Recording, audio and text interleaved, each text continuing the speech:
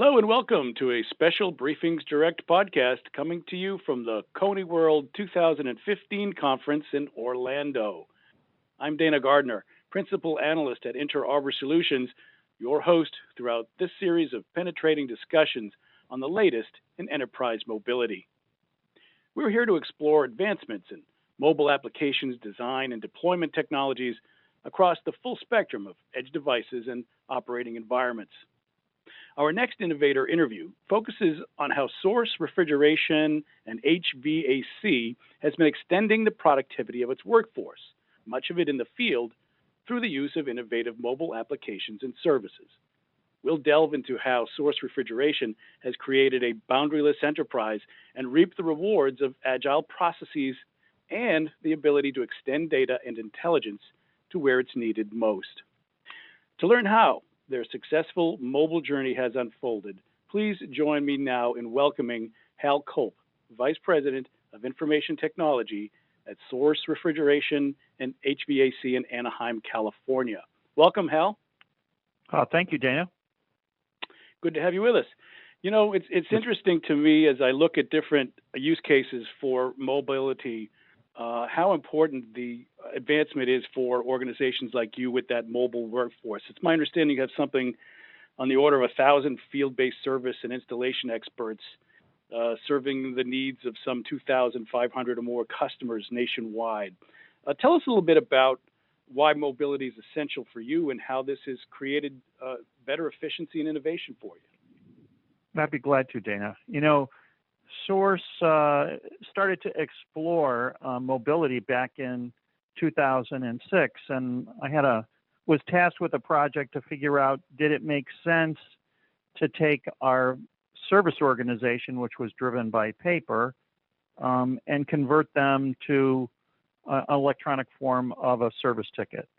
And after looking at the market itself, looking at the technology for cellular telephones back in 2006 and data plans and what was available, we came to the conclusion that it did make sense. And so we started a project to make life easier for our service technicians and our back office billers so that we'd have information in real time and we would speed up our billing process.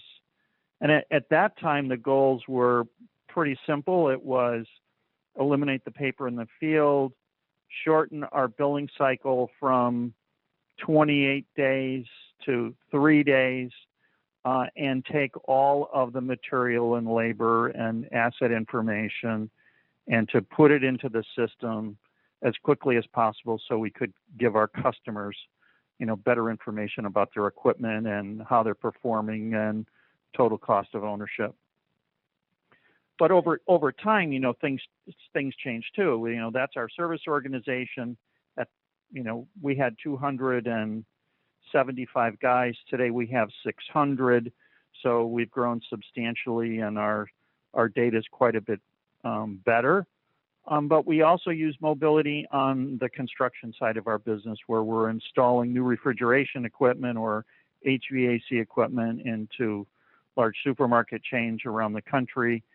And our construction managers and our foremen live their life on their tablets so that they know the status of their job, they know their costs, they're looking at labor, they're doing safety reports, they're doing daily turnover reports. And anyone in our office can see pictures on any job site, they can look at the current status of a job, and this is all done, all over the cellular network. So it's, the business has really evolved.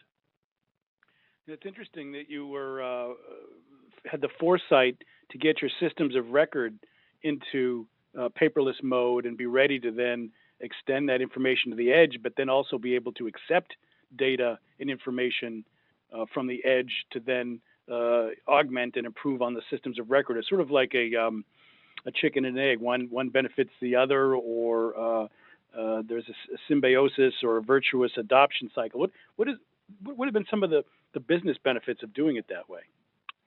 Well, so the simple benefits on the service side. So first of all, we've the billing cycle changed dramatically, and that generated a huge amount of cash.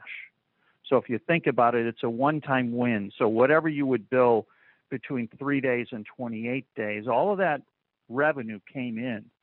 And so there was this huge influx of cash in the beginning. And that actually paid for the entire project. Just the generation of that cash was enough cash to more than compensate for all the software development, all the devices. So that was a big win. But then we streamlined billing. So instead of a biller looking at a piece of paper and entering a time ticket, it was done automatically, or looking at a piece of paper, then doing an inventory transfer to put it on a job. That was eliminated. Taking technicians' comments, they never made it into our system when we were on paper. They just sent a photocopy of the document to the customer. And today, within 30 seconds of the person completing a work order, it's uploaded to the system. It's been generated into PDF documents where necessary. All the purchase order information and work order information is entered into the system automatically, and an acknowledgement of the work order is sent to our customer without any human intervention. It just happens, just part of our daily business. So that's a huge win for the business. And it also gives you data for things that you can start to now measure yourself on. So we have a whole series of KPIs and dashboards that are built to help our service managers and regional directors understand what's going on in their business. Do we have customers where we're spending a lot of time in their stores servicing them? That means there's something wrong.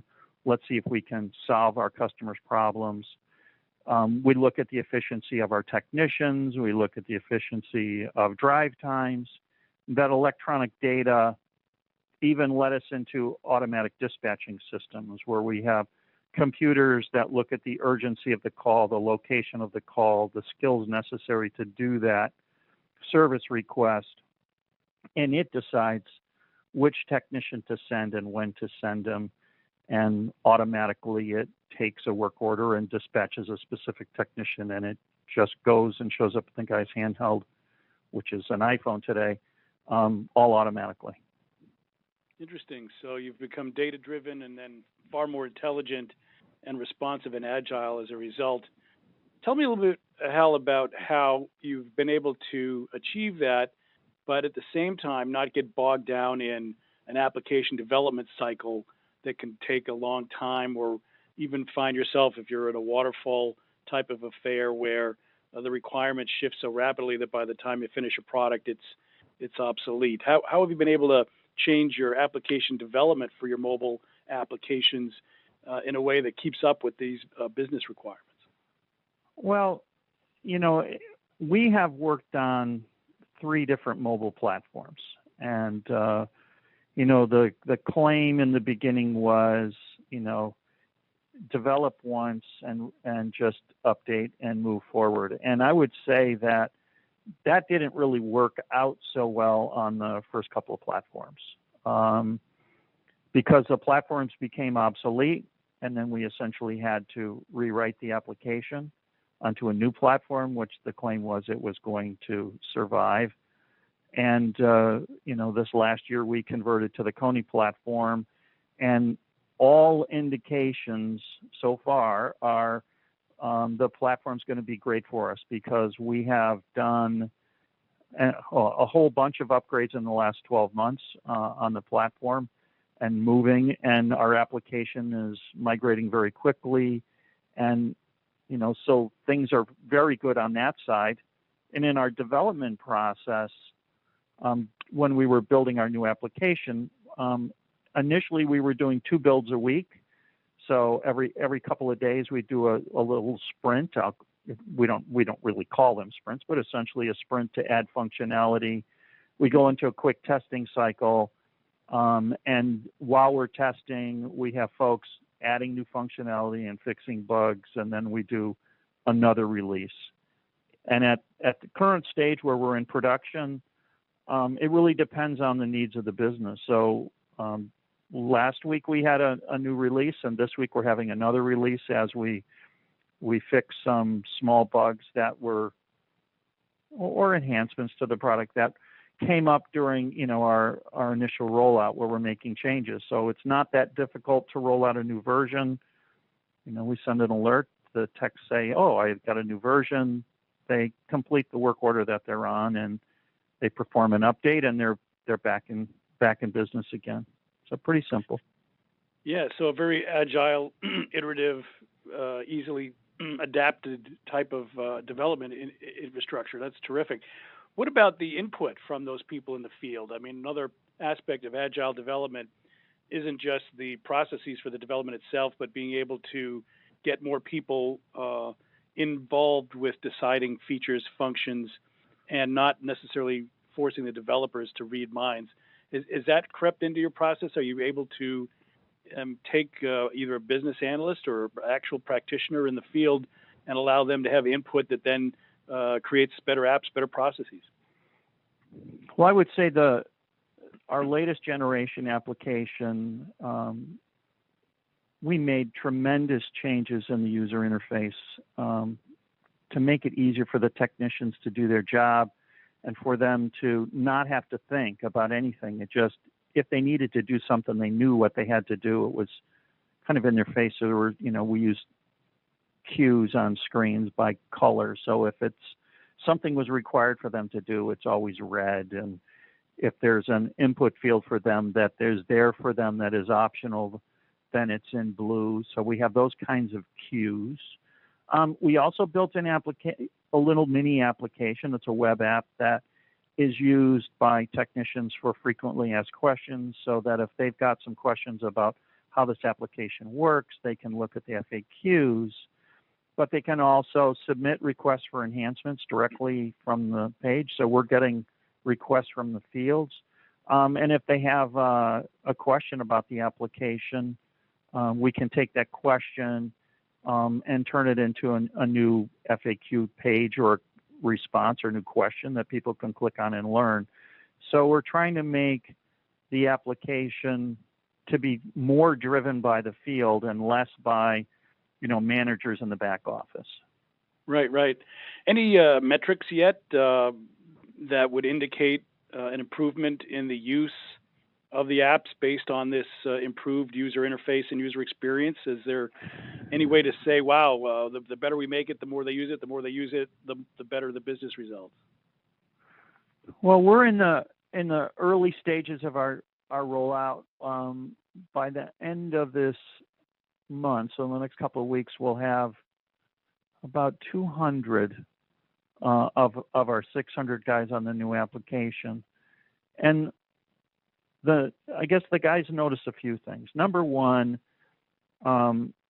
they believe the application is much more responsive to them. So it's just fast. So I think this is, modern operating systems. Our application happens to be on iOS. So just things happen quickly because of the processor and memory. So that's really good for them. The other thing they notice, if they were looking at assets and they need to find an asset, or they need to look up a part, or they need to do anything, we've added search capability that just makes it brain dead simple to find stuff if they need to go looking.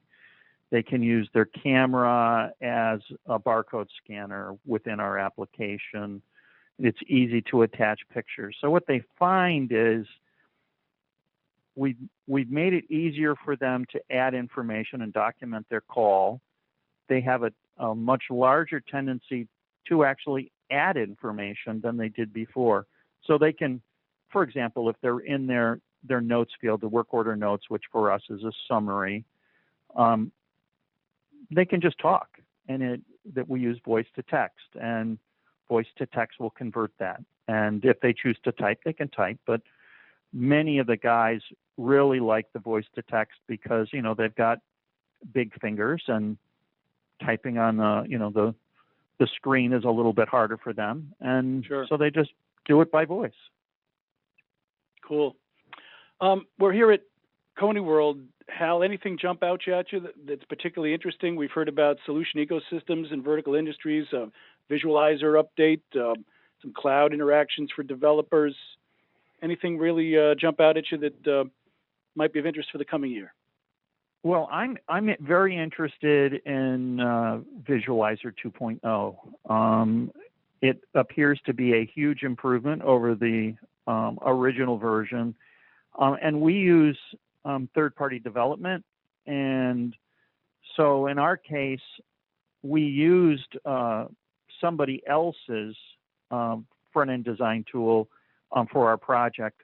But I really like the ability to be able to take our project and then use it with Visualizer 2.0 so that we can develop the screens and the screen, the flow that we want, hand it off to the developers. They can hook it up to the back end and go. I just like having, the ability to do that control. And then now we've done the heavy lifting, because I think for the most part, understanding your data flow, or the flow of the application, is usually where you spend quite a bit more time.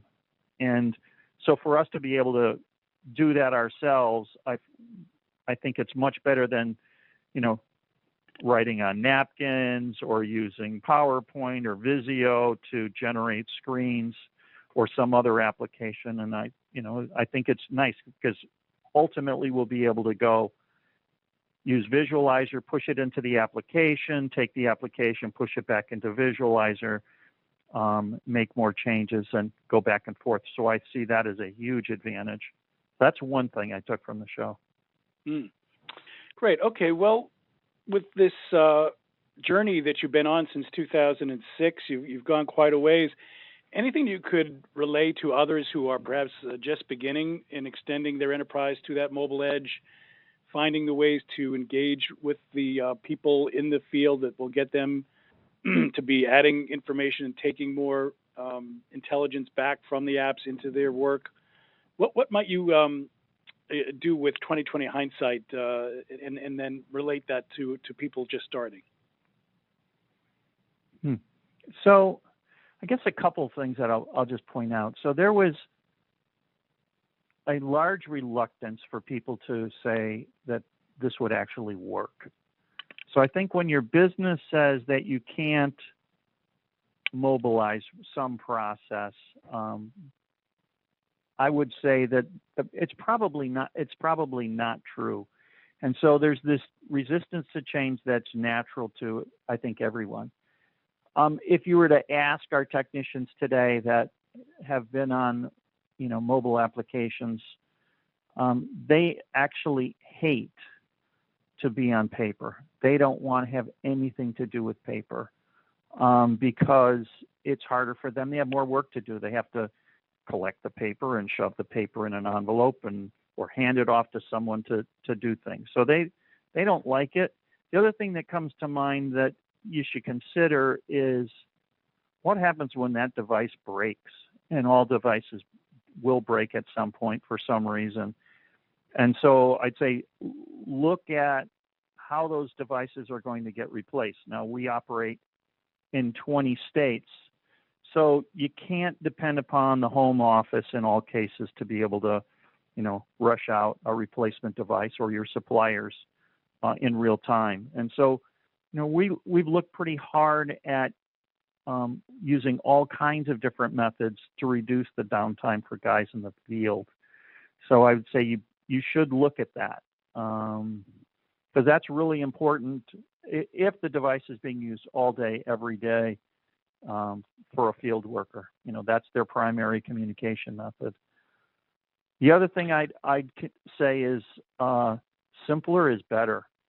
So don't make an application where you have to type in a tremendous amount of data. Make data entry as easy as possible via taps or predefined fields. And think about your entire process front to back, and don't hesitate to change the way that you gather information today as opposed to the way you want to in the future. So, don't take a paper form and automate it, because that isn't the way your field worker thinks. You need to generate the new flow of information so that it fits on whatever size screen you want. And I don't it just can't be a spreadsheet, or it can't be a bunch of check boxes and stuff, because that doesn't necessarily suit the tool that's you're using to drive the information gathering. So spend a lot of time up front on designing screens and figuring out how the process should work. And if you do that, you will meet with very little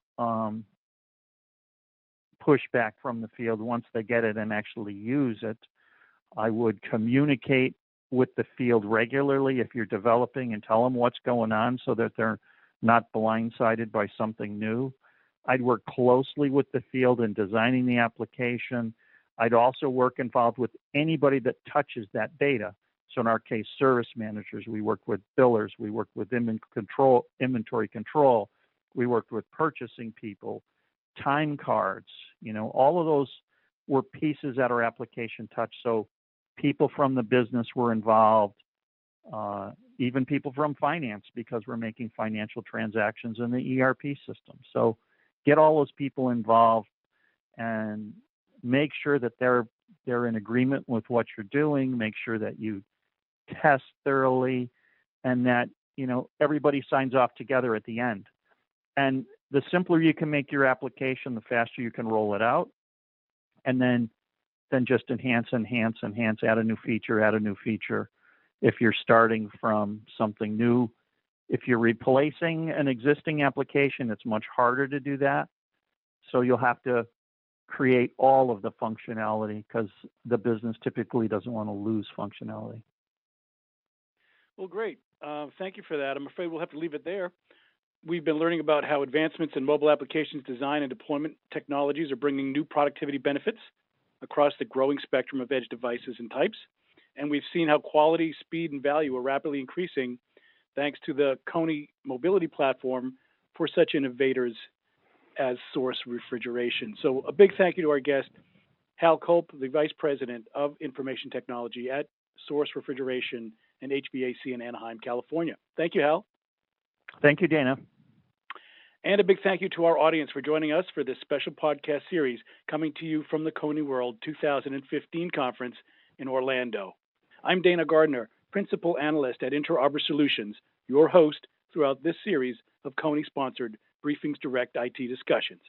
Thanks again for listening, and come back next time.